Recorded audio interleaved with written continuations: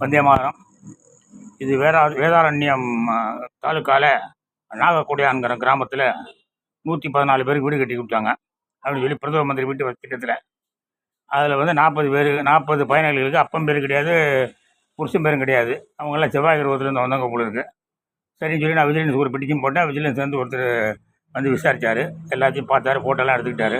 ஆமாம், அது எப்படி சார் 40 பேருக்கு வீடே கட்டலாங்க, 114 வீடு கட்டினாங்கிறது சும்மா ஃப்ராடு, வீடே கட்டலை அப்படின்னு சொல்லி தகவல் வந்ததுனால தான் நான் விஜிலன்ஸ் கூப்பிட்டு விஜிலன்ஸ் வந்து பார்த்துட்டாமல் அதெல்லாம் கரெக்டாக இருக்குது அப்படின்ட்டாங்க.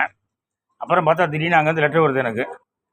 It is scrutiny was revealed that the content of the petition in general in nature and requires verification of documents by the concerned department. Hence, your petition has been forwarded to the Commissioner Rural Development, Panchayat Raj Department, Panagal Building No. 1, Jenis Road அப்படின்னு சொல்லி பதில் வந்தது.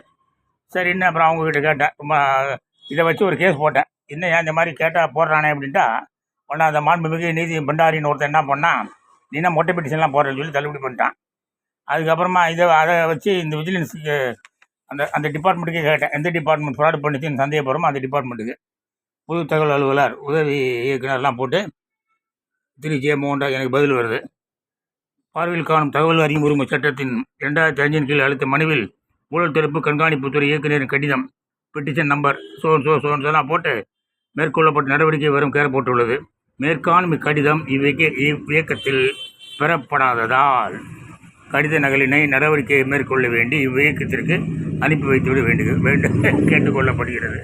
விஜிலன்ஸ்லாம் நான் அனுப்பிச்சிட்டேங்கிறான், இவன் நான் அனுப்பல, நான் எங்களுக்கு வரல அப்படின்னு சொல்லி எல்லாம் கையெழுத்து போட்டு கொடுக்குறாங்க. நான் கோர்ட்டுக்கு போனேன்னா உடனே நீதிபதி இன்னும் வர வேலையே கிடையாது, போய் எல்லாம் கரெக்டாக தான் இருக்குது அப்படின்னு சொல்லி தள்ளுபடி பண்ணுறது.